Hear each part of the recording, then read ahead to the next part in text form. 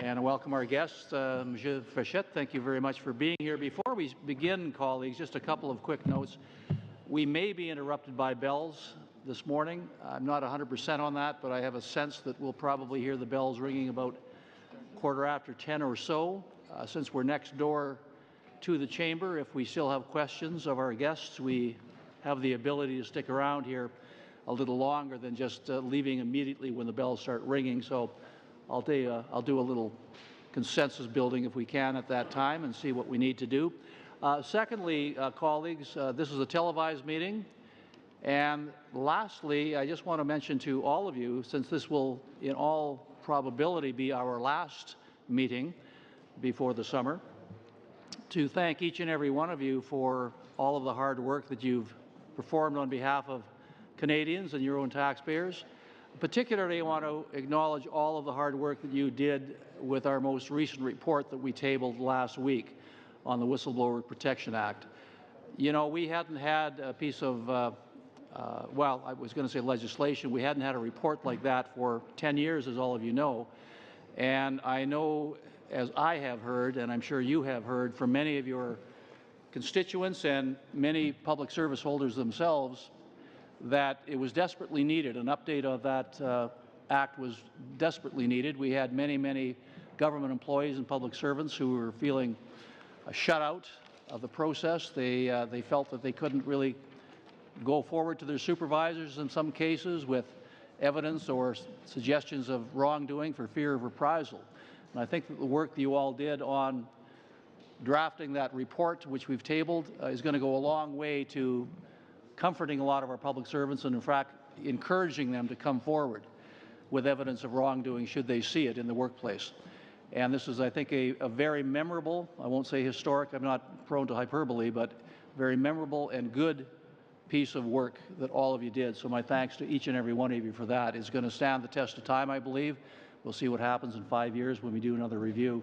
But congratulations to each and every one of you. You should be proud of the work you did. Secondly, colleagues, I just want to mention to you that our clerk, Philippe, will not be with us come the fall. This is his last meeting. It's been 18 months since this committee has started sitting, and I think we will now be going through our fourth clerk, which I take as a direct reflection on my abilities as your chair. It kind of reminds me of my love life when I was younger, when the woman always used to say, "It's not you, it's me." That's why I'm leaving. But Philippe is going on to bigger and better things. I know we all wish him well. So thank you for all of the hard work you've done. And lastly, of course, I will never ignore, nor should I, our two hardworking analysts. Both Audrey and Raphael have done exemplary work over the course of the last several months. And without them, frankly, we wouldn't be tabling reports in the House of Commons as comprehensive as we have been. So, ladies, thank you very, very, very much for all your work. And now with that, Monsieur Frechette, we will have your opening statement. We'll continue the round of questioning until we get interrupted by bells. Hopefully, sir, we can get the majority, if not all of the meeting, under our belts by that time. So the floor is yours, sir. Thank you, Mr. Chair. It's a good segue. You mentioned the fall. It's a good segue to mention that should the Bill C-44 be passed in the few upcoming hours, we're looking, all the PBO team members are looking forward to work with your committee that will be now part of the aforementioned committee in the PBO legislation. So we're looking forward for that. Merci, Monsieur le Président, les vice-présidents. Thank you, Mr. Chair, Vice Chairs, ladies and gentlemen, members of the committee. Thank you for the invitation to appear and discuss the estimates process today and our recent reports on the estimates. Today I'm joined by Mustafa Askari, who is the Assistant PBO, Jason Jacks, and Alex Smith. They are among a small group of experts that follow the development of the estimates process for a number of years. Marcia Santiago, who are both not unknown to your committee. As you know, in October 2016, the Treasury Board Secretariat released its vision for the estimates reform, which involves 4 pillars: estimates alignment, scope and accounting, vote structure, and departmental plans and results reports. Parliament's role in financial scrutiny. To help parliamentarians examine the government's proposals, we prepared a document outlining issues to be considered when reforming the business of supply. We have also been monitoring the implementation of the government's reform through our reports on the estimates. While we have observation on each of the 4 pillars, I will focus on the government's proposal to improve the alignment of the budget and the main estimates by delaying the main estimates originally until May 1st and now to April 16 based on a recent motion that would amend Standing Order 81. We will come back to that standing order during question period if you want. As the inclusion of budget measures in the spring estimates is an indication of whether delaying the main estimates will lead to alignment with the budget, we tracked the number and value of budget 2017 spending measures in Supplementary Estimates A, 2017-18. We found that only 44% of the additional funding allocated in budget 2017 for 17-18 was included in the Supplementary Estimates A. This is a decrease from the previous year when 70% of the budget funding was included in Subs A 2016-17.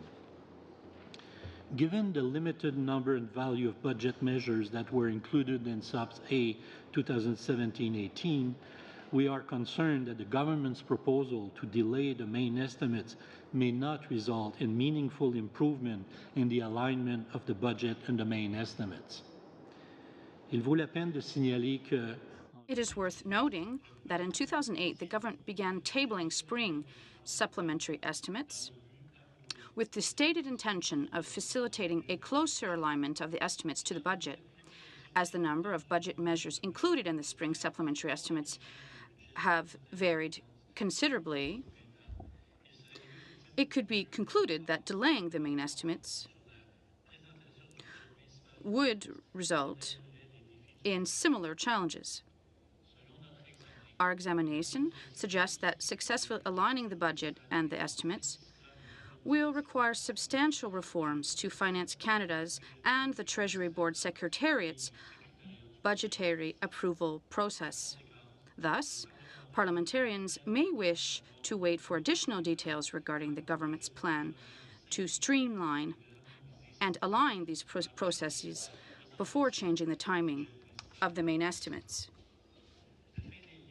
To help parliamentarians hold the government to account for the implementation of its budget plan, we also decided to track spending and tax measures from announcements in the budget to parliamentary approval through appropriation and budget implementation bills. We found that a number of budget 2016 spending measures, 44%, line up with the items included in the 2016-2017 supplementary estimates. However, many spending measures had more funding or less funding than included in the budget, or were simply not funded through the supplementary estimates in 2016-17. Often no clear line of sight between budget spending announcements and their implementation. The different presentation, wording, and accounting methodology makes it challenging to align budget spending measures with items included in the estimates. And it is not possible to track spending on most budget measures beyond the first year or what was actually spent on specific measures.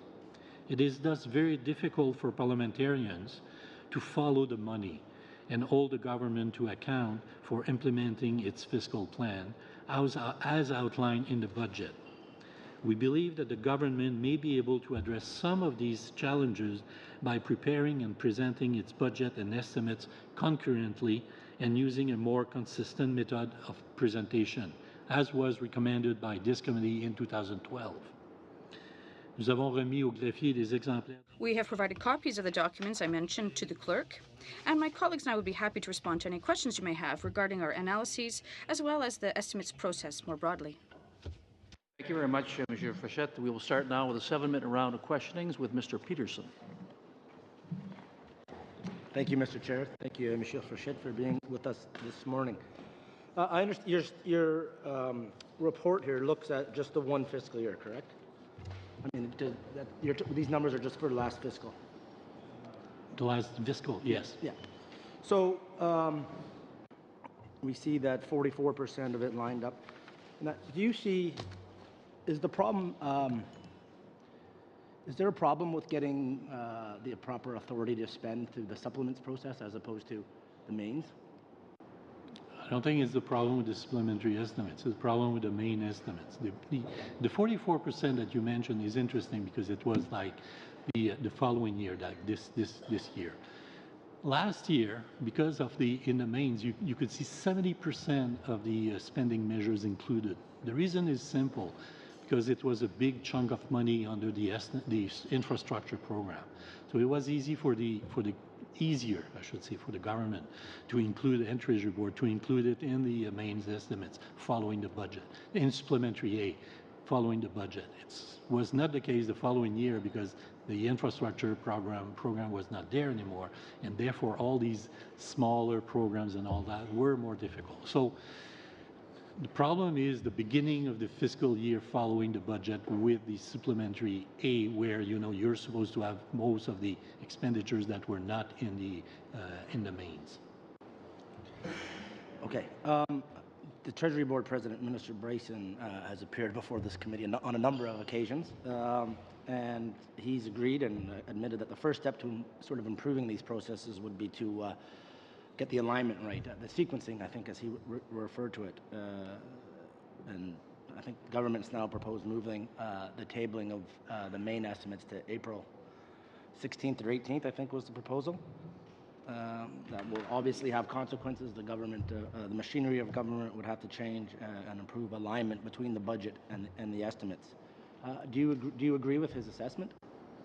We said in our report in analysis, we said that this move from the president of Treasury Board was laudable, and I mean we still mention that. We welcome that. We welcome that for parliamentarians. We work for parliamentarians, but we have some restrictions, or when we observe and when we make the analysis as we did and follow the money document, we can see that it's going to be very difficult, and that's why we are talking about, you're talking about the sequencing. We still have to see this sequencing, and it's not by changing the standing order to April 16. Maybe it will help a little bit more, give 2-3 weeks, additional 2-3 weeks to Treasury Board to make the alignment, but we're not convinced that that will be sufficient. Is it an incentive for Finance Canada, Treasury Board to work more in better collaboration? We're not convinced of that. I don't know if Jason wants to add something on this. No, I think the only observation that we would make is going back to Jean-Denis' opening statements. Again, the government attempted to do precisely this in 2007 and 2008 with the creation of the Spring Supplementary Estimates A. And it's been a failure over the past 10 years. And for us, we've asked where the plan is, how they're actually going to implement things differently in comparison to the past and address those failures, but nothing has been forthcoming at this point. Why was it? I think the only other observation I'd make is if Minister Bryson and Minister Morneau cannot currently direct their officials to work together more effectively, I think there's an open question regarding to what extent Parliament is in a good position to place additional pressure on those two government departments. So do you see part of the problem then that Finance and Treasury Board are not working in alignment? That's precisely the observation we've been making over the past 8 months. Yeah. That the problem doesn't rest within Parliament, the problem really rests within the government and within the public service itself. And until they actually fix those internal processes, and until Parliament actually sees a plan to fix those internal processes, going and changing the standing orders of Parliament is potentially the wrong direction to be going in and the wrong thing to be focusing on. Okay. What Have you had a chance, Mr. Frechette, to review the new departmental results framework or the departmental results reports? Sort of the concept, if not in any detail. And do you think that's an improvement on the way things operated in the past? Well, I think anything relative to the current system would be an improvement. I mean, we do have there is a performance architecture within the government, and they are always trying to improve that. What we have observed in the past is that the way that was managed and the information that was provided was not very useful. I mean, we did a study a year ago, or a couple of years ago. We looked at the performance indicators and we tried to figure out how they are being used and whether there is any link between those performance indicators and the changes in expenditures for various programs. And we couldn't find any link between those two. We saw that programs that were not actually performing well were given more money, and programs that were performing really well, their budget was reduced. So it wasn't really clear how the government was using the indicators. And certainly the current, right now, they're trying to improve that, and we have to see if it is a better system. Certainly that would be welcome. Okay, how's my time, Mr. Chair? 1 minute? A little less than a minute. Okay, I read your report, and I just want to, one of the tables you compared to other jurisdictions. Is there an ideal jurisdiction that you see out there? Is there someone that we should be trying to mimic more than others, or do they all have some merits and some not so good? Let me quote the President of Treasury Board, who said that Australia is a model to follow. He also mentioned Netherlands, but Australia is probably one of the best examples. Both Treasury over there and Finance work really close together, and they're moving together. I mean, the collaboration is clear. So they table their budget and estimates at the same time, and of course Parliaments. But it's a different culture also. We have to understand that. So we're not there yet. Thank you very much. Thank you, Mr. Chair. Thank you. Monsieur Clark, 7 minutes, s'il vous plaît. Merci, Monsieur le Président. Minutes. Thank you, Mr. Chair. Hello, Mr. Frechette. I'm happy to see you and your team here today. Thank you.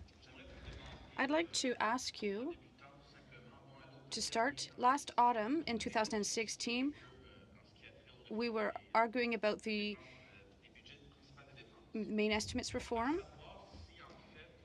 to know whether or not, regardless of whether the figures were accurate or the accounting, disregarding all these technicalities, and from a more philosophical level, we were wondering whether or not the reform was going to reduce the time that MPs had to scrutinize government spending. In your opinion, if we move ahead with the reform, will this reduce the time for MPs to scrutinize this, yes or no? Thank you for your question. Two things to answer this. We know that you have little time, but if the documents are clearer and easier to understand, and the figures are better aligned, and there's better sequencing between the budget and the main estimates, it'll be easier and it'll be faster for you to examine these. Second,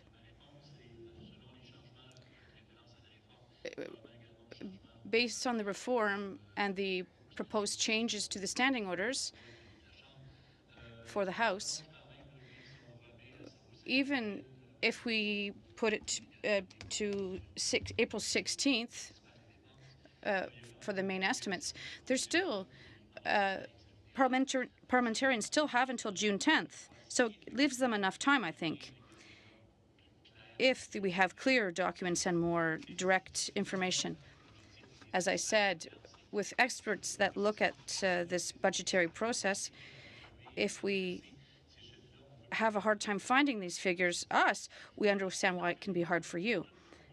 But any reform proposal that could clarify the process is welcome. In your document, when you say that the government could remedy the situation by presenting the main estimates at the same time, what do you mean by the same time? The same day, with the same figures, using the same accounting? Yes.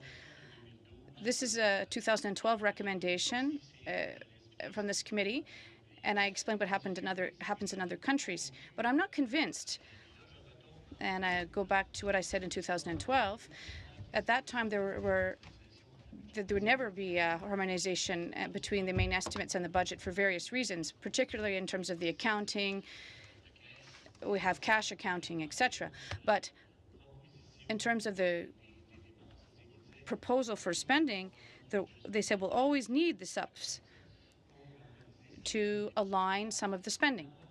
So alignment could be very difficult if the culture within the public service doesn't change. But it's not by changing the standing orders that it's going to force this situation. So this would be a 2-year change until the end of the current parliament, the 41st, whereas other standing orders are changed forever. I hate to say forever, but this is a 2-year pilot project.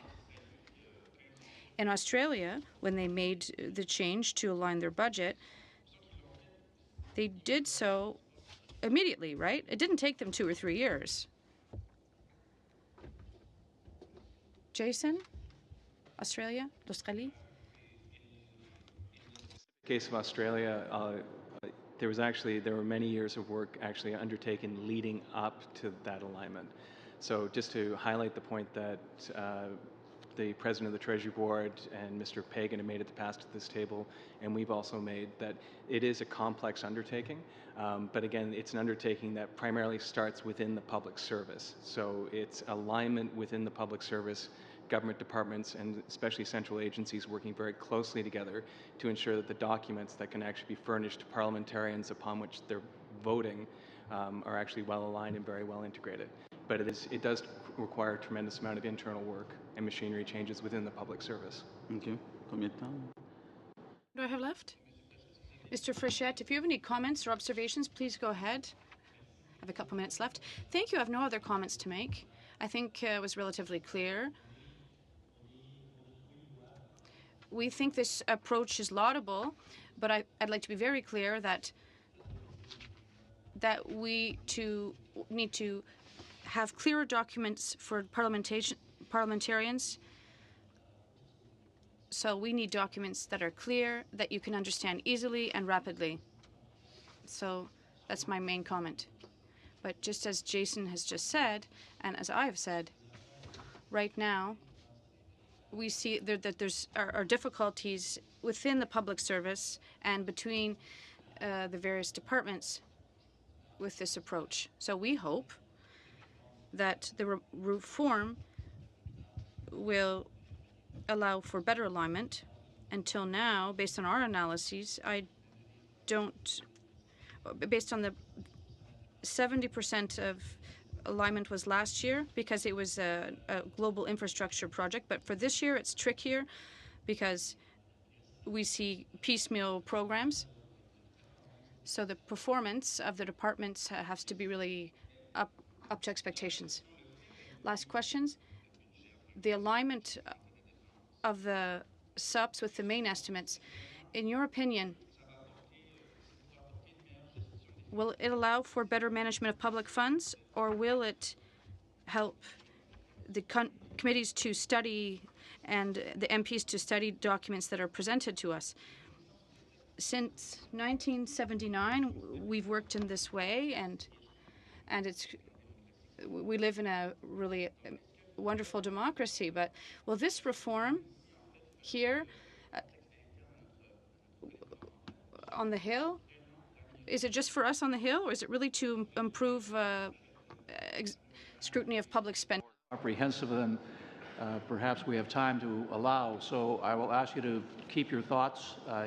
The answer to Mr. Clark's question may come up in subsequent rounds of questioning, but now we'll go to Mr. Weir for 7 minutes, please. Thank you, Mr. Frechette. As you mentioned last week, the government put forward a motion in Parliament allowing it to table main estimates as late as April 16th as opposed to March 1st. The downside of this proposal is that it reduces the time available to parliamentarians to scrutinize the main estimates. The potential upside is that it allows more time for better alignment between the main estimates and the budget. I'm just looking for your assessment of whether this proposal will achieve that goal. My assessment is that, we won't have the choice. We will see. As I said, it's clearly a pilot project. We will see next year how parliamentarians will react to that. I don't know if Mustafa wants to add something on this, but we have views. But I'm a very positive person. So if as I said, you will have also more time at the end because it's going to be pushed. For the deemed reporting to Parliament will be pushed to later in June. So we'll give you some time. If the documents are clear, easier to understand, maybe it will be preferable for you. Mustafa? Well, it gives the government between 2 weeks to 6 weeks extra time, essentially, because the budget date is not fixed. So we don't know when the government is actually going to table the budget. It could be beginning of March, it could be the end of March, it could be in April. So we don't really know how much extra time the government will get with this proposal. Now, the other part which has already been mentioned is that the problem really is not the date of the main estimates. The problem is the internal processes for the Treasury Board to approve the various budget measures. And based on the report from the government, those could take up to 18 months. And if that's the case, then 4 or 5 weeks or 2 weeks extra time will not help the government to include most of the budget measures into the main estimates. Now, another problem with this proposal is that you're going to lose the SUBS A, which is normally tabled in the month of May. And so what that means is that you will see most of the budget measures in the estimates only in November when this first supplementary estimate is tabled then. So it's not clear that this is actually an improvement relative to the current system in terms of the alignment between the budget and the main estimates. Because what you need really, the test is very simple for every kind of a measure that is proposed by the government in this regard, is that is this going to increase the capacity of parliamentarians to hold the government to account and scrutinize their spending? And based on our evaluation, this proposal is not going to do that because, again, the problem is not the date. The problem is the internal processes. That the Treasury Board submission process is completely separate from the Cabinet process for approval of the budget measures. And so when you get the budget approved, then you have to start the Treasury Board process, which will take up to 18 months. So that's why we don't see the budget measures included in the main estimate. Okay. So we're all in the position of having to vote on this proposal very soon. I'm wondering if you had to vote on it, would you vote for or against it? Well, I'm not a member of Parliament, so I don't decide, don't make that decision. It's really, the challenge is for you, not for me. Okay, well, indeed that is the case. Now, you mentioned the fact that the budget date is not fixed, and of course that raises the question of whether it should be. Certainly one way of allowing more time for alignment between the budget and the main estimates would be to present the budget sooner. Is that something that we should be looking at as a proposal? Well, that was the proposal by OGGO in 2012 report, that the budget date should be fixed. And there is really no, no reason for not having it fixed. But obviously the government wants to have the flexibility of choosing the date of the budget, which is their choice. But this is a problem. If you fix the estimates date, the main estimates date, but not the budget date, then you don't really have much room to play with because we don't know when the budget is going to be tabled. So again, moving the date 4 or 5 weeks forward is not going to change the system significantly. Right. Now, Mr. Frechette, you just described this current proposal as a pilot project, which I think is an excellent analogy. We're going to have 2 estimate cycles under this new proposal if it's passed by the House. Do you think that's going to be enough time to assess whether or not it works? I think 1 year will be the first year will be the acid test for that pilot project, because we will see if there is this alignment, if it's possible to have this alignment very quickly. So I mean, in the first year we'll have, you know, some kind of a real good test. The point here is that, is it, as I said, I'm back to what I said about, you know, is it an incentive? Must have explained it very well. Is it an incentive for both Treasury Board and Finance to have better collaboration and come with something that will be aligned with the budget? We will see that the first year. I think you've all made the point that the real problem here might not be the dates and the standing orders, but rather a lack of alignment or cooperation between Finance and Treasury Board within the public service. I'm wondering, what do you see as the solution to that problem? Yeah, I don't have a solution. Well, I mean, one thing one can consider, I mean, I don't know how difficult that is to integrate the cabinet process with the TB submission process. I mean, these two processes are completely separate now. Department go to the MC process to get their programs approved by cabinet, and then once that is done and the budget is tabled, then the TB process starts. And that obviously, they can't align the two if that's the case. I mean, in jurisdictions that don't have this problem, like Australia or Ontario, for example, those two processes are all the same. So you go through one process to get it approved by Cabinet and Treasury Board at the same time. So everything is done at the same time. So theoretically, that is possible to do. I don't know practically how difficult that is. I mean, that's something that the officials from the two departments should be able to help you with. Thank you very much. Monsieur Ayoub, Monsieur le Ministre, s'il vous plaît. Merci, Monsieur le Président. Thank you, Mr. Chairman. Thank you, gentlemen, for appearing before us. We're talking about alignment, clarity, to allow parliamentarians to access more relevant information in order to be better prepared to vote. I'm looking through the document that was tabled. Follow every dollar, follow the money. It's an interesting document, and it really shows what differences and difficulties and challenges are out there, as you've already mentioned. Several difficulties indeed to follow the money. Many of them are structural in nature, and what you're saying is that this is a well-established issue.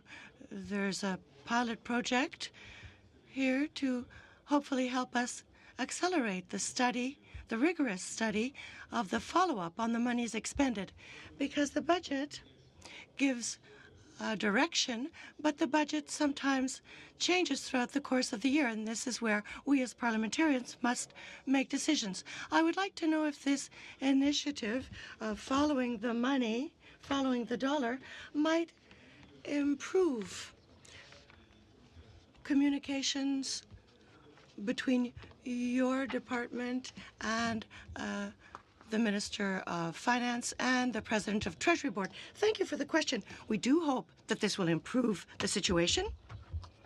Indeed, it's a very interesting document with regard to accounting and accountability. We do hope it will improve communication for parliamentarians. We work for parliamentarians, and this document is a good example to show that we intend to help parliamentarians, and we understand the difficulties they face in the context of the budgetary process. It's not just the budgetary process based on the numbers you see in the main estimates of the budget. We want to bring greater clarity. The numbers start somewhere. There's an amount that will appear in the main estimates of the budget, and it goes through cabinet, and it goes to the Department of Finance, etc. And we gave you examples where there are amounts of money that are mentioned in the federal budget that we don't necessarily find in the main estimates, but you only find them in the subs later on. So this shows the difficulty indeed of Treasury Board in approving expenses and the time it takes to approve some items. The infrastructure fund is a good example of this type of program that can require time. Moving to a vote process based on objectives as opposed to departmental expenditures should allow, it's been said, should allow us to better understand and accelerate the study of the various aspects. Do you agree with that? In part, yes, because ideally it should go program by program, which has already been requested. It's easier to see the program and the amount. Even if there are expenses based on objectives, oftentimes it'll be the same objectives, be they legislative or whatever, budgetary, in terms of salaries or something else. Clearly, it will give you different types of information, other information, but there nevertheless remains a gray zone, a broad gray zone, where you don't have the details of all the programs. That being said, the argument might be that you'll move from 240 credits or votes to 1,200 votes. That argument has always been out there. I looked back at your report, the report of the committee in 2012. It was exactly the same argument that was put forward as a rebuttal, as a response, an answer to the committee members in 2012. The officials were saying, we can't move to program by program approvals because there'd be too many votes. But we might move to electronic voting one day, so maybe it'll be easier for us to vote. There's a pilot project with Transport Canada. Are you aware? And might you give us more information about this project? Could it be expanded to include other departments, that pilot project? I'll ask Jason to elaborate on Transport Canada. Go ahead, please, Alex.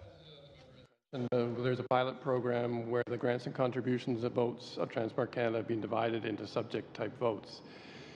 It's a good question of whether or not that pilot project will be expanded. The government had started this, has put it in place for one fiscal year. It has given no indication whether or not it will be expanded to other departments, and if so, when. So that would be a great question to ask to the Treasury Board Secretariat.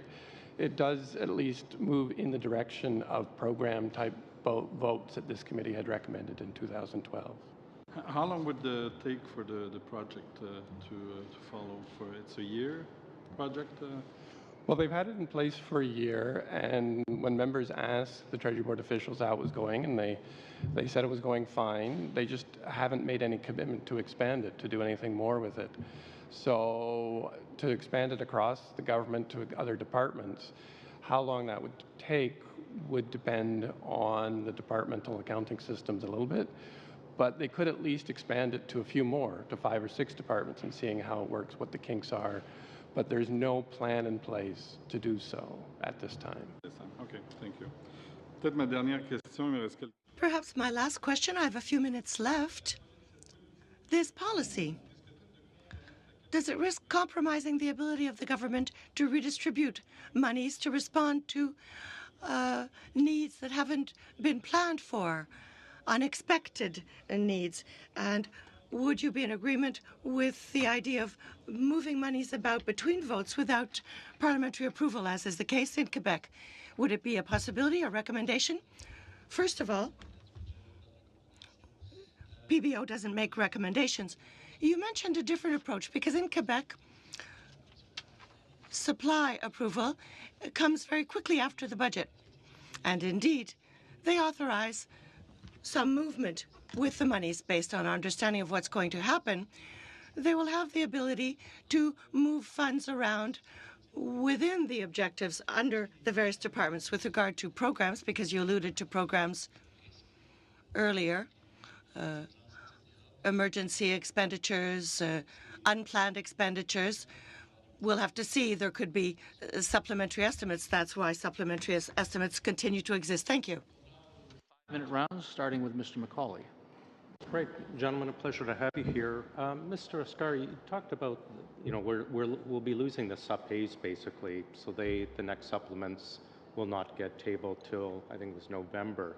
Do you see a risk of 6 or 7 months of lost oversight from, when the sub-pays disappear, from when we can actually view them? Well, I'm not sure if you lose oversight because you haven't approved anything yet. If the measures are not proposed in the estimate, in the supplementary estimate, you haven't authorized the spending, so the government cannot go ahead and spend in those programs. So they have to come back. What it means is that, first of all, it delays the start of the various programs because they have to wait until November to get them approved by Parliament before they can start spending money on those programs. And the problem is that, again, the main estimate is tabled in April, but the main estimate essentially is based on the budget measures that were in the previous year. So you don't really see anything of the new measures until November. And so that's the problem that exists right now. So they are trying to fix this by changing the date, but we don't really see how that changing the date by 6 weeks is going to resolve that problem. Because they had an opportunity, the government had an opportunity over the past 2 years to include more of those measures in Subs A. And we did that. The last year, it went up to about 70% of the measures, and this year it went back down to close to 40%. So obviously there is an issue there. There is some problem with the processes that are being used, so they can't include those things. So I don't really see how that is going to resolve the problem that exists. We've heard repeatedly, it was in your report, and that came out, I think, in November, and then the Sub-A report. The issue is we need, reforms to the spending process, et cetera, but, we're moving the introduction of the tabling of the sub-pays to the 16th. Is it going to have any value, April 16th, will it have any value if we don't have these reforms done? Well, that's what we have been saying in our evaluation of this. Value in moving the tabling dates to April 16th if we haven't got the reforms that go with it that'll get the spending items in the mains or even in the sub-A's.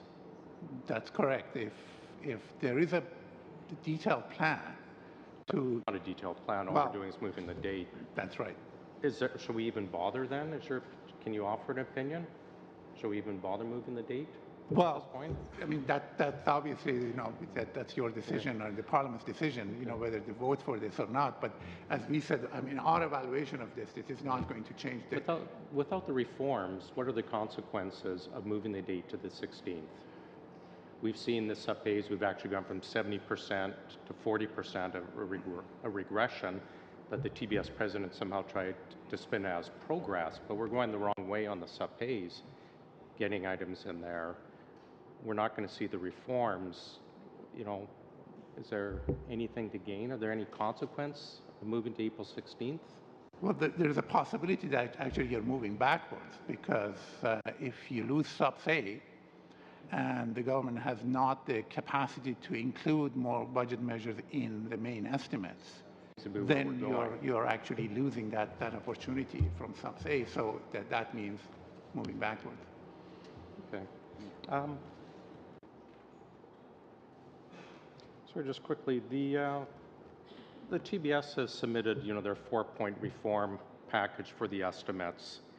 We've talked about, we have a need for clear documents. You've said with all your brain power and your resources, you're not able to dig through everything, much less us in Parliament. Do you see with the reform package put forward by the TBS that we will get clearer documents that we will need for spending oversight? Well, obviously, there's always room for improvement, and if they can improve the 4-point plan, that's right. Do you see that? Well, there are certainly areas there that are positive in terms of, this idea of actually starting the pilot project for approval by programs rather than by votes. That if that is expanded to other departments or other programs, that would be a positive step in terms of the control that the Parliament could have over the spending. They are so those kind of things, and changing the sort of the RPP and the DPR documents to have them provide more information and better information to parliamentarians. Those are positive steps. But the main issue that the government was trying to resolve and address was the alignment, and the fact that the main estimates did not really reflect any new measures in them. That part has not been done in our view, is not going we won't see any improvement in that. Thank you. Thank you. Monsieur Drouin, 5 minutes, please. Merci, Monsieur le Président. Thank you, Mr. Chairman, and thank you to the witnesses for being here today. I would just have one question with regard to the structure of the votes. We talked often about voting on programs. And I remember in the last report in 2012 that you mentioned the secretary responsible for spending management said that there were issues and Parliament might have more than 2 million votes if we moved in that direction. So I'd like to understand this. How might we ensure that we don't have 2,000 votes, because it would be much too much? We've been threatened with 191 votes. That was the case last year. There would have been 30 hours of voting, so we don't yet have electronic voting, so it would take a lot of time. Would you have a suggestion as to how we might set a limit on the amounts, a ceiling perhaps, or a floor? You're asking an excellent question. Thank you. What you're asking, in fact, is this. Do you want to have a lot of details and vote on a lot of detailed information, or fewer details but broader objectives, and having you vote on those broad objectives? Letting the departments use its monies per objective. And that's Mr. Matthews' debate back in 2012 that you mentioned. And it's yet again the same debate that the Secretary, Mr. Pagan, mentioned before your committee. So it's really up to you to decide. It's your choice. Do you want to have all of that detailed information and the votes that go with it? I could perhaps call upon Alex. He might have maybe not an opinion, but an approach. Yes, perhaps. If you had an example of another country or jurisdiction where they have a perfect matching between the two, there might be a good way of aligning both objectives. Parliamentary control and government flexibility. So for the government, they need to be able to make changes throughout the year and not have to come to Parliament every time they want to make a change. When you have a vote for Parliament, they cannot exceed that. It is a limit on how much they can spend. If you break that spending out into further categories and more categories, they have to be more and more careful about how they spend their money, and they have to have very thorough accounting systems.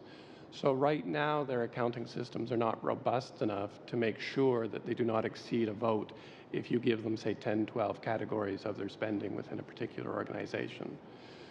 So that is why, to some extent, the government prefers the current method, because their overall categories of expenditure by capital, by operating, or grants and contributions. The motivation of this committee in 2012 was, when you vote on a grants and contributions or a capital or operating, it really doesn't say a lot to a parliamentarian. I'm more interested in what you're going to achieve with the funding. And if you have a vote based on the results or objectives that the government is going to achieve, it's more meaningful to parliamentarians. And if you want to affect the amount that's spent, are you really interested in reducing the amount that's spent on capital? Or are you interested in the amount that's going to be spent on rail safety as opposed to highway safety or other marine safety, other things the department might be interested in, and seeing how the funds are organized in that way? But the challenge for the government is, if you have to come forward every time you want to move funds around between these votes to Parliament, it can make it difficult to respond to emerging issues during the year. So that's why in some jurisdictions, and as they put in their discussion paper, you could have a system where government can move up to a certain percentage of the vote without coming back to Parliament. So there's various ways you can accommodate these things, and the committee, if it wanted to, could do a more thorough study on this particular pillar, on the vote structure, and see how it could work for government and for parliamentarians to find the balance that you're talking about. Okay, great. Francis. Well, I was going to get into fixing internal processes, but that's not a 30-second conversation. So, thank you very much. We have Mr. Clark and Mr. Macaulay. 5 minutes. Monsieur Fréchette, je vais revenir un peu à ma question. Mr. Fréchette, I'd like to come back to my earlier question and perhaps reformulate it. So aligning the budgets, ensuring that the subs in March better reflect the budget for the year underway, no matter what year you're talking about. In your view, is there something that's normative behind this? Is the idea to improve the accountability of the government, the democratic accountability for citizens vis-à-vis their government? Is there, or are we rather looking for a better way of getting along, of managing things? Or is the idea to allow us to do our work better, technically speaking? Thank you. Well, listen, the objective of Treasury Board is indeed to make things easier for parliamentarians and to have them play a role, not a more important role, but a role that's easier for them to carry out with regard to oversight on the way public monies are being expended. Are they going to be able to carry out this task? As I mentioned, as has previously been mentioned, I'm not convinced that this is really going to facilitate their work. On the contrary, we believe that at least at the outset, and in an earlier answer, I said that as early as next year with the first cycle, we'll be able to see what's going on. Are you going to be in a better position to hold the government to account with regard to its expenses, its spending? And you talked about a normative aspect, and the test in the end is this: are we going to see the promises made by the government kept in the context of this reform?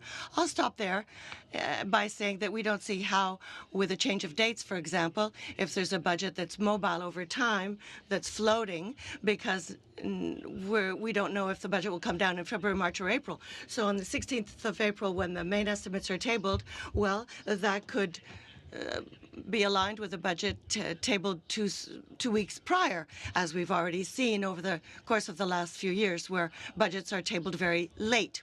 So is it a step forward? We could hope so. Is it a step backwards? Well, not necessarily. Final question. Have you heard from research institutes, research chairs, or other academics who've said that for them it's important to help them in their research work with regard to the study of budgets and estimates? Not necessarily, no. We didn't necessarily or don't necessarily have contacts with them. Yes, we share information. We do exchange information for cooperation purposes, but we didn't receive any analysis per se saying that the approach or the criticisms that we made were well received.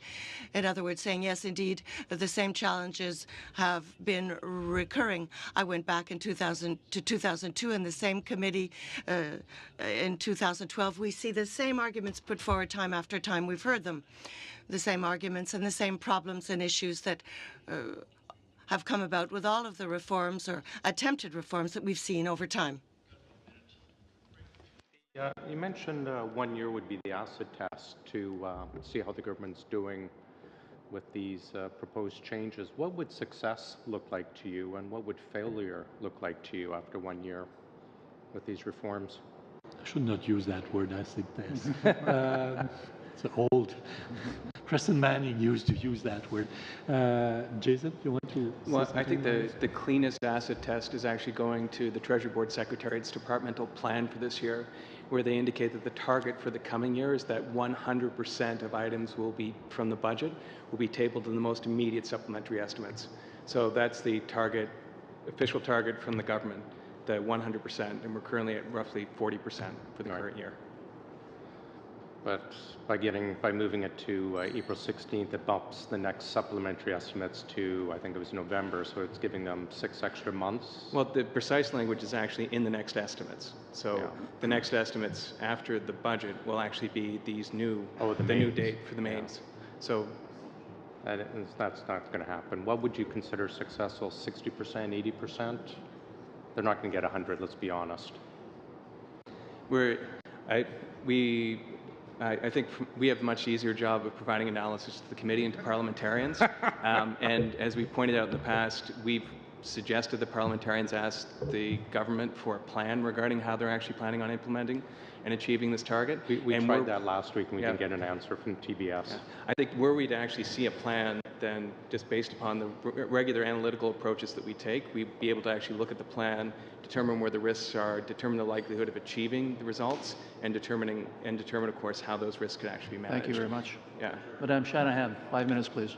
Thank you, Chair, and thank you very much to the panel. It's always interesting to discuss this subject, and I think every time that we do, we clarify somewhat more just how this process works, and for ourselves, and of course for the people that are watching us. But I think we need to clarify right away that it's not a one-year test. It's actually this change will be for the foreseeable future over the next 2 years, certainly until the next Parliament.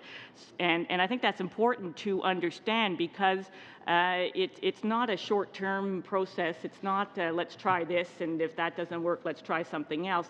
There's many changes that need to be done in this process, and I think we need to give it the chance. So I don't think, and could you just clarify that, Monsieur Fréchette, that it's not your understanding that it's just a one-year deal? No, thank you. What I said is that we know, because in the standing orders it is mentioned that it is for this Parliament. So technically it will end with this 41 Parliament. What will happen after, we don't know it, but it's mentioned in the standing order that the change to standing order 81 is for the next 2 years, according to the fact that we will have technically a new Parliament in 2019. So what I said is that yes, it's going to be for 2 years. You're correct on that. And what I said is the first real test will be the first year, the upcoming fiscal year. That's where I use that word acid test. These word acid test. That I mean, right there. I mean, if it's and there was a question about let's say that 40% of measures are included. I'm not saying that the target. I'm just saying, well, it's going to be up to members to decide whether or not it's an appropriate performance or not, which is a good point. I mean, maybe in the plan, in the Treasury Board plan, they should have a target. I mean, they should come with a target and say we want, which would be better to just having an open hand to that and say we aim for 50%. I mean, then expectation will be, there will be a baseline, expectation will be there, and it will be easier for the parliamentarians to judge whether or not it's a performance is okay or not. Well, a point well taken. I think the government reform proposal does suggest adjusting internal processes to for example, to have the new initiatives approved by Cabinet and Treasury Board. So exactly the problem that your panel was raising earlier about both Treasury Board and Cabinet working together. Clearly, that's something that needs to be happening. So wouldn't this address your concerns about the timing of the estimates? I think what you need to see as members of Parliament, I think that's the objective, to improve the processes, but you haven't really seen any plan. If the government sets a goal of 50% or 60% or whatever that target is, if that goal comes with a plan which shows exactly the steps that the Treasury Board is going to take in order to improve the system, whether it's the collaboration with the Department of Finance or their own internal processes, how they're going to do that, then of course you're going to look at the target and the plan and say, okay, these two together will actually lead to success. But we have not. I mean, you have not seen that in Parliament, what the plan is. I understand. I think that really what we want to do is set up a plan that we're looking at where we need to go and how we're going to get there. And it's not necessarily a number or percentage that's going to tell us if we're getting there, because we know from looking at other jurisdictions that it does take time. There's a lot of culture change that has to happen. And I, for one, having worked in both the financial area and management area, it's a step-by-step process, and I think it's more important to get it right than to get somewhere artificially. On that note, something that interests me is looking at different ways of providing appropriations, and I like the idea of giving departments more leeway. So something like a 2-year appropriation cycle is something that's already being used in CRA, CBSA, and Parks Department. Is that something that would be a benefit in other departments, in your estimation? Leave your answer until the next round. I'm afraid we're completely out of time. Mr. Weir, you've got 3 minutes, and that will complete the first round of questioning. We'll go back to 7-minute rounds immediately after that.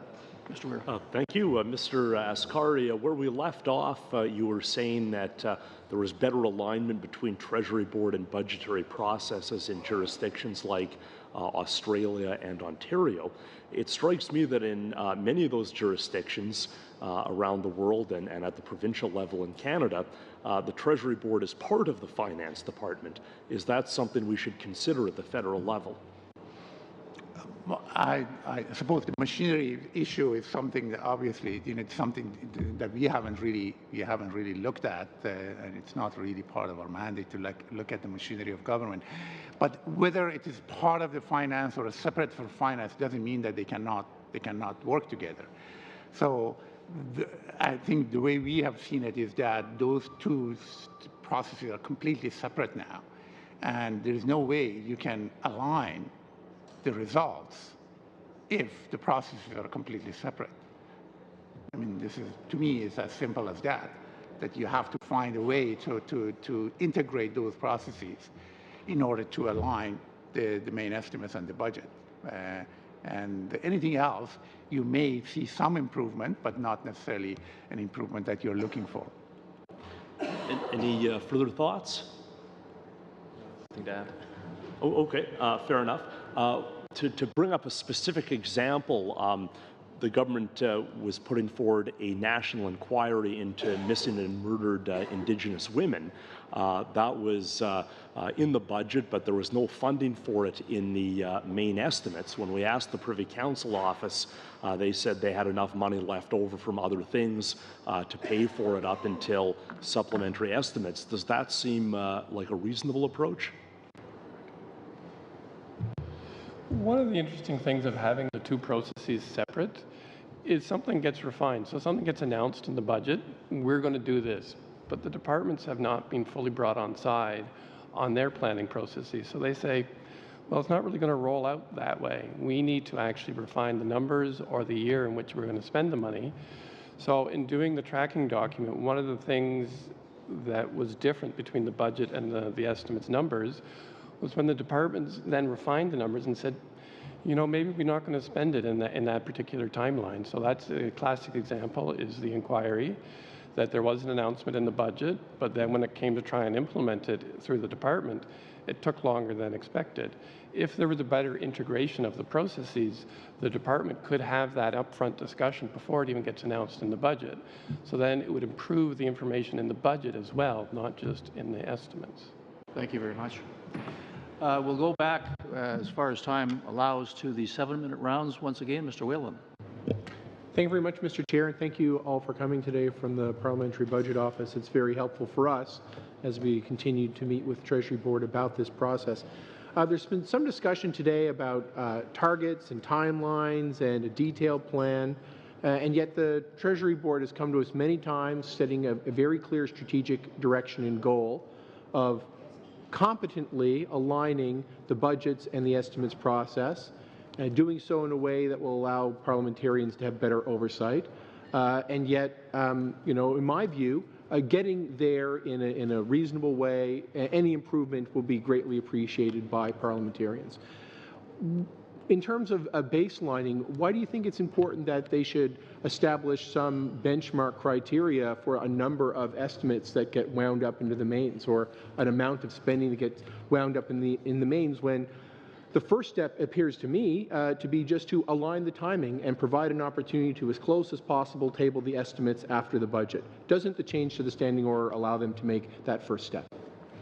Well, we weren't really actually proposing a target. It was a response to a question that we were asked, what would be 40%, 50%. But I mean, again, going back to what I have said and others have said here before, just changing the date of main estimates and put it right after the budget, or maybe after the budget, because we don't know when the budget is going to be tabled. So it's still possible that the budget comes after the main estimate, even with the change. That is not going to help them to align, because what we know from the past experience is that does it make it possible for that to align? Because currently, a March budget, which is typical, it's impossible to align the main estimates with the budget for a March budget. But now this would make it possible. Is that not the case? It will make it possible, but not very likely, because as long as again, I don't want to repeat myself, as long as the processes for approval have not been changed and improved, it's very unlikely that they can actually align by changing the date for 6 weeks. Well, I mean, I think that we've heard the President of the Treasury Board come before us and say that this is his goal. The change of the standing order gives him 2 opportunities to do that. Is that not correct? It will give him an opportunity to change the internal processes. But whether they have a plan to do that or not, we don't know, because we haven't seen any plan. Is there any obligation on them to provide you a plan? But not to us, to you. No, and that's fair. It's not to us. It's Just to you. if I can add something, Mr. Chair, very quickly. What is interesting is that in the standing order, specifically about the standing order, if you remember the original plan, and I mentioned it, was May 1st. I mean, from the beginning, since 2016, February 2016, when these discussions began. I mean, eventually it was refined, and in November with the reform, the proposal, and so on. I mean, it was always May 1st. Now it's April 16, which is 2 weeks. Pushed back 2 weeks, which is interesting to see. I mean, was there some negotiation somewhere at one point? We're not aware of that. But, you can see that. Is it because the Treasury Board believes that, no matter when the budget will be tabled, I mean, they will have sufficient time by April 16 as opposed to May 1st. It is intriguing a little bit. I have to admit that it is intriguing to see that they push that date a little bit. Okay, well, and I'm keen in seeing them succeed. Obviously, I would like to see a new main estimates which aligns with the budget tabled within a few days or within a week of the budget. I think that would be laudable, and I think it would be a great improvement on what we currently have. A missing piece that I see in the Australian model from what we have in Canada, a missing piece in Canada versus what the Australians have, is an expenditure review committee in the finance and the budget preparation process. You've talked a little bit about aligning TBS and finance's commitment to these goals and their ability to work together. What does finance need to do to change in order for them to align the budget with the estimates process rather than simply aligning the estimates with the budget process? Do we need to have an expenditure review committee which will take a look at budgetary measures and their costs before a budget is actually tabled? So that's a great example, and that would be an example of the 2 processes being integrated and working together. So if the Department of Finance was working closely with the Treasury Board Secretariat before the budget was prepared, and an expenditure review committee is a way of doing that, then the 2 processes are aligned, then there's an integration that can happen, then you can align the budget and the main estimates. If they were to do that type of a process, it could be something similar, something slightly different, they don't actually need to change the standing orders. If you had that integration within the government, you could make the alignment and then present both documents at the same time, and they're fully integrated. Sorry, the last little bit there. I mean, we could do that.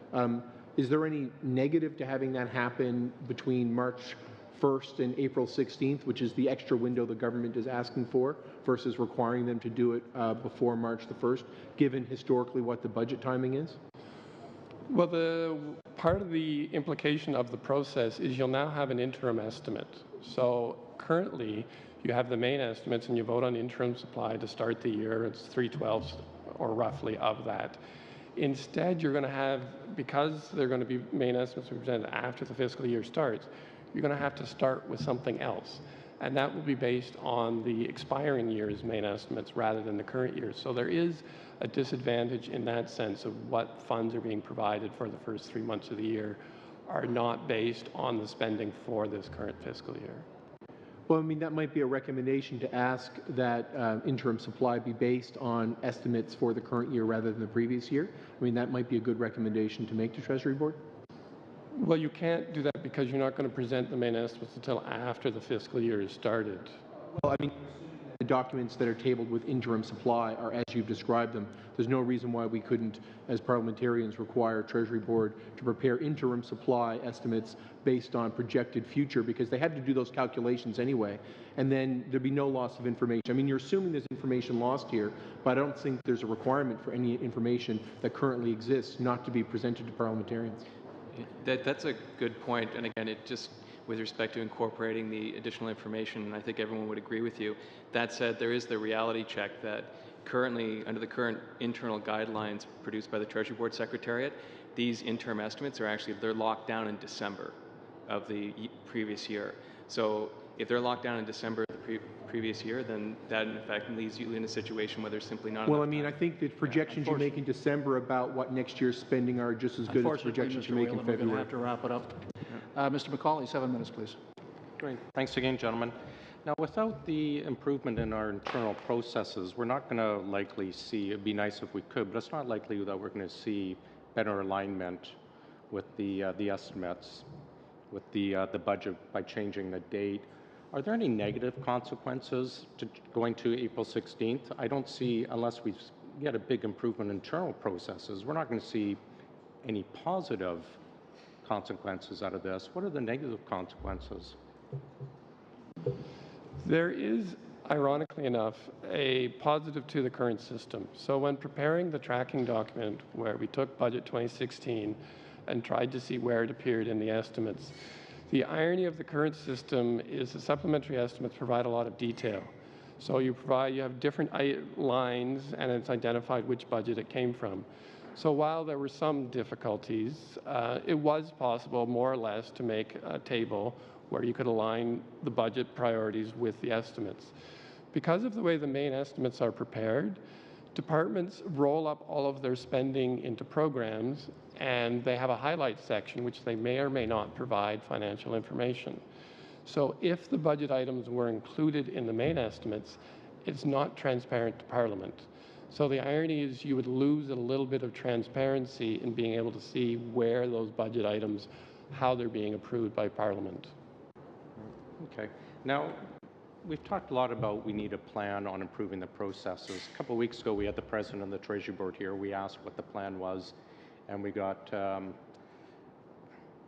we didn't get an answer, basically. We got, you know, oh, we're improving. And then he pointed toward his 4 pillars discussion paper as his concrete plan to improve the processes. You've read the 4-pillar plan that he has. Do you think this is the concrete plan to improve the processes with the estimates to get the spending done, to get the program started, et cetera? The 4 pillars, they don't actually deal with the internal processes at all. Those are completely different. So certainly that's not part of that plan. There may be another plan somewhere else. So we do need a real, true, concrete plan on how we're going to improve the processes. Right now, it seems a bit putting the cart ahead of the horse, changing the estimate state. But again, we do have these process problems where, you know, identified in the sub-base, some of the programs are coming out 6 or 7 months after the fact, and changing the date's not going to help one bit. What improvements would you like to see in our processes? Is it the big start, obviously, is Treasury Board and Finance actually working together? Well, but as I think I mentioned earlier, and others have said, that there has to be better integration of the 2 processes at Finance and the Treasury Board in order to align the budget items with the main estimates. That's really the bottom line.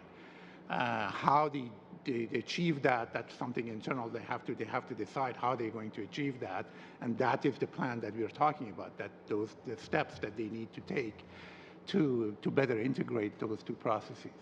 Yeah.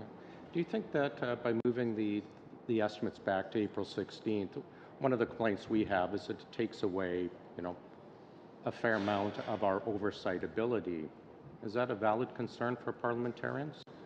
Well, as I said, I mean, you lose the possibility of authorizing spending that is required for the budget measures, because they won't come if they can't really include those in the main estimates.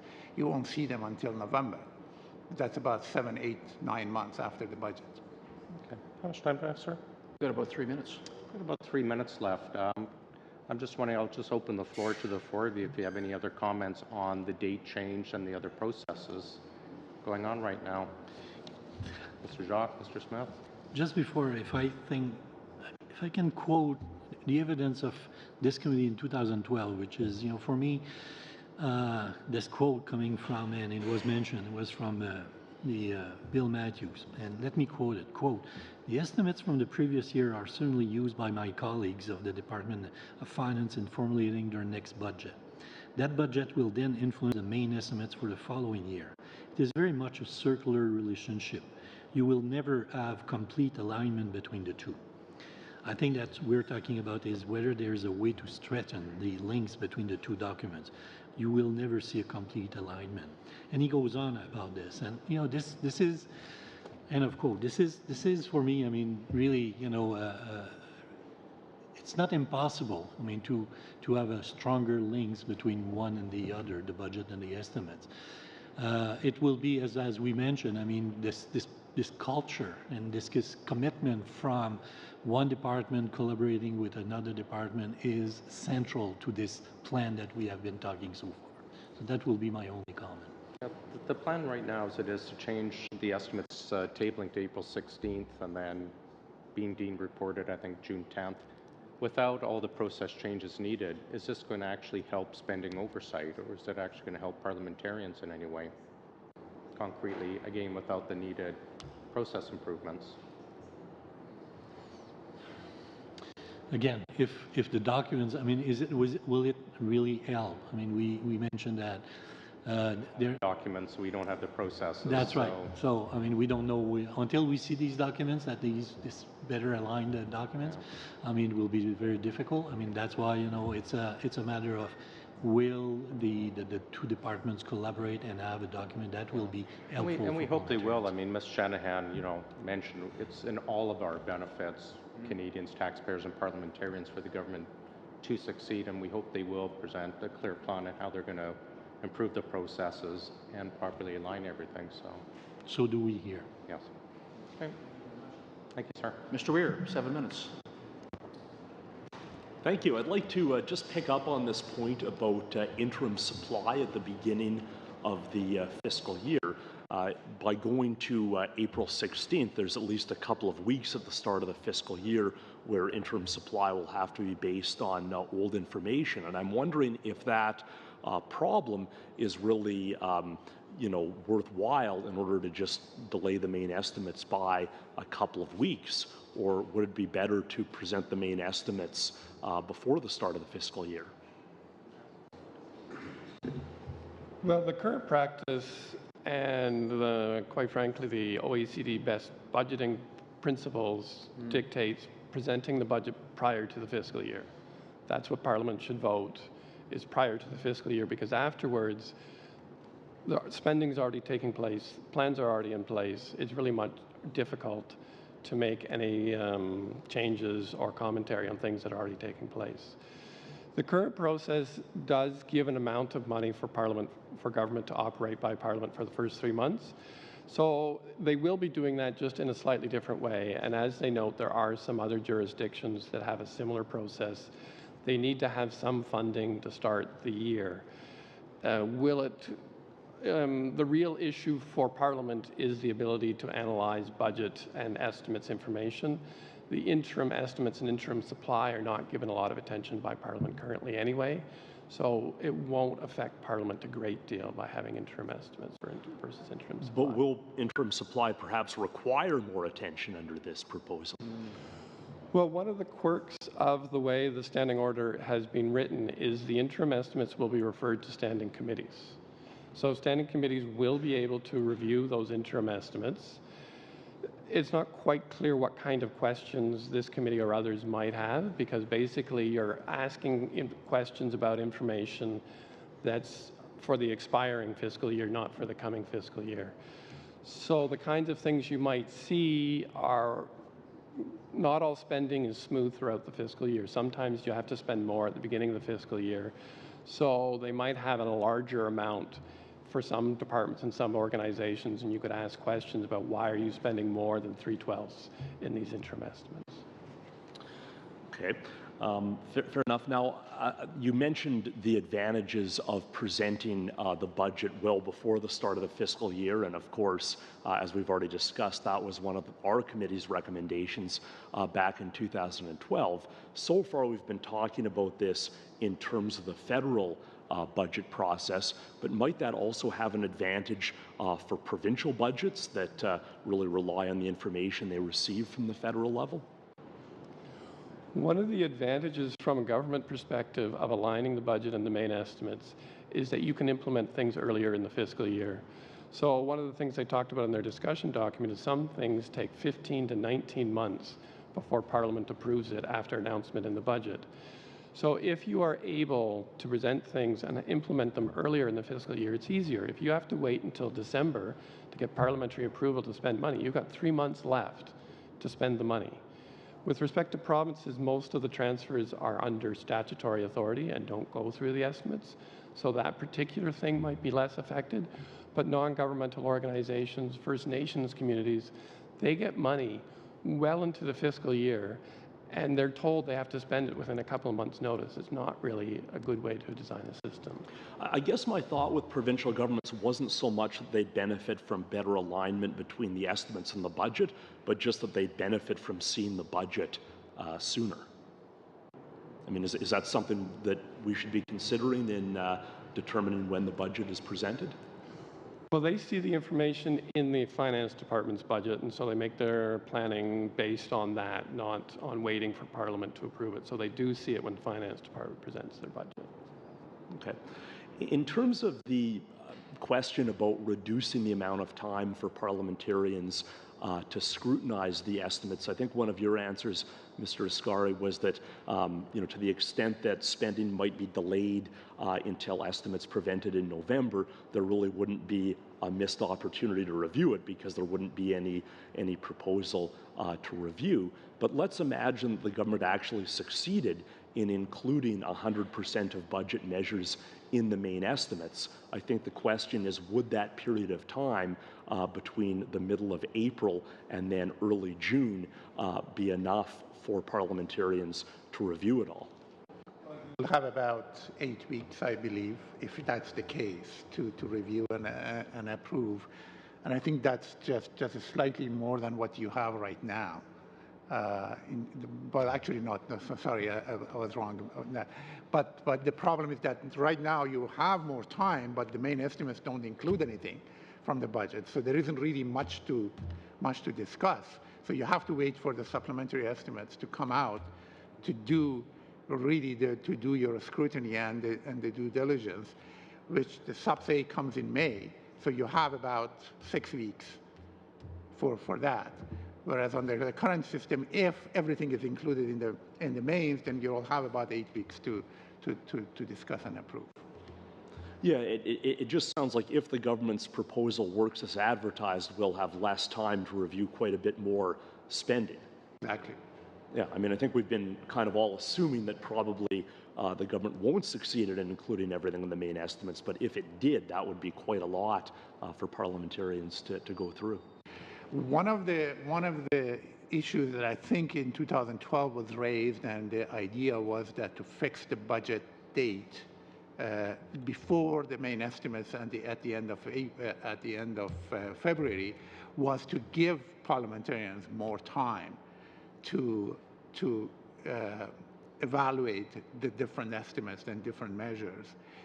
Now, that is obviously not part of the plan right now, so you're still not going to get more time. I mean, the time has always been an issue. The time that the parliamentarians have to review the main estimates has always been an issue.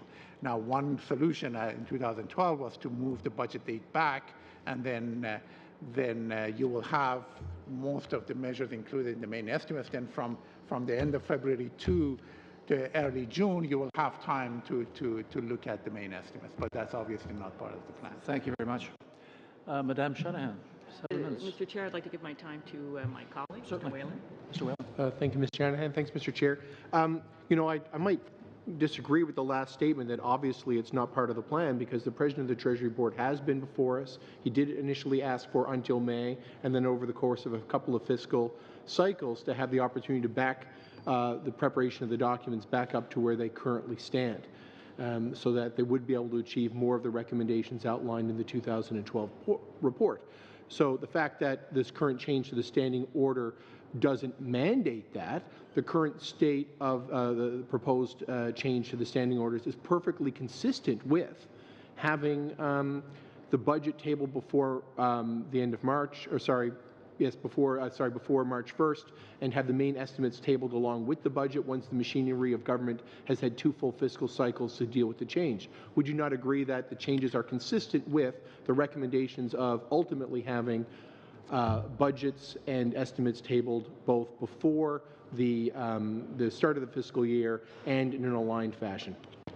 That would be ideal if that happens, obviously. And but as I said, the 4 pillars and the proposal on the table right now is not for that. It's we're changing the main estimate date and not fixing the budget date. So that my comment was based on that, not the But you would agree that the change for having 2 years of this date and then go back to the dates as they were is consistent with ultimately achieving the recommendations that were set out in the 2012 report of having the budget and the estimates tabled at the same time before the start of the next fiscal year.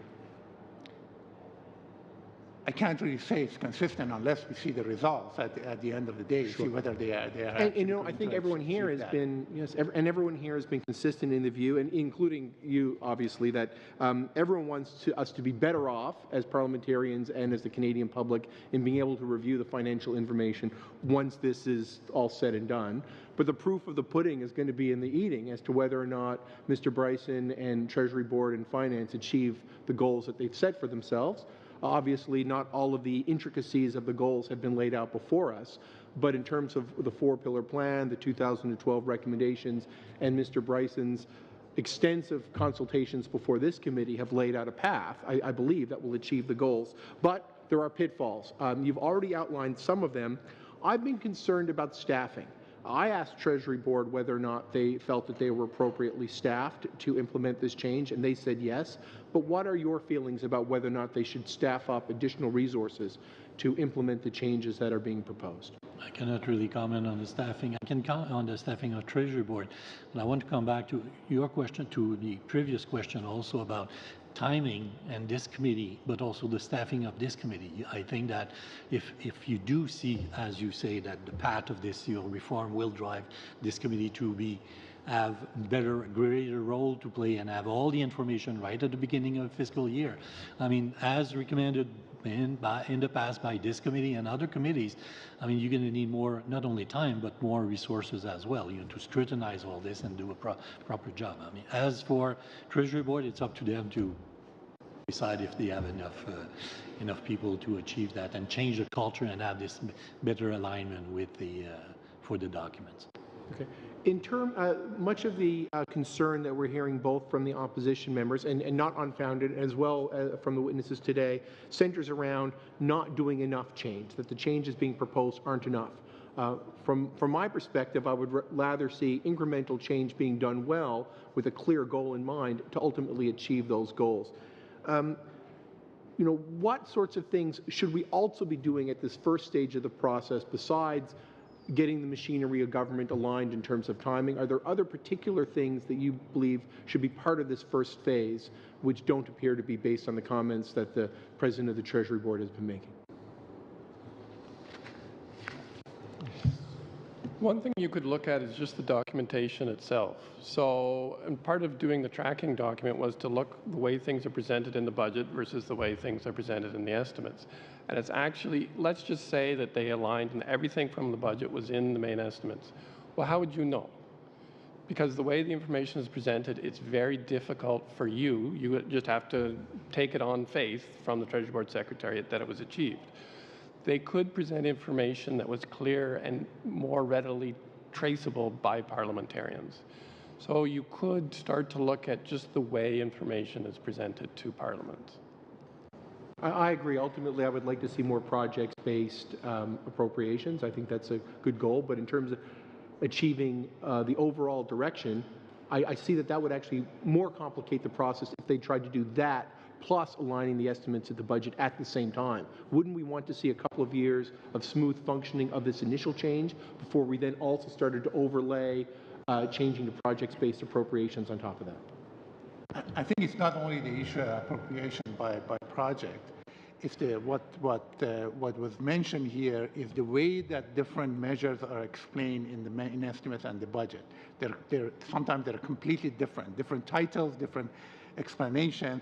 So it's very hard to line them up and see, well, this was the budget measure. There's a budget. In the budget, there's a table with different measures. You don't see exactly the same items in the main estimate. So it's very hard to connect them. And that's what Alex was mentioning, that if they improve those things, that will help you to understand the main estimates better and align them with the budget item. And also for us, it will be much easier to analyze those.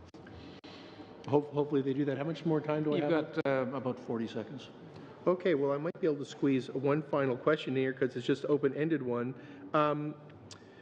In terms of other aspects of trying to get more harmonization or more inclusion of the finance department into this process of aligning the finances with the estimates, besides changing the titles, besides having an estimates review or expenditure review committee, is there any other things that we believe that finance should be engaged in these changes?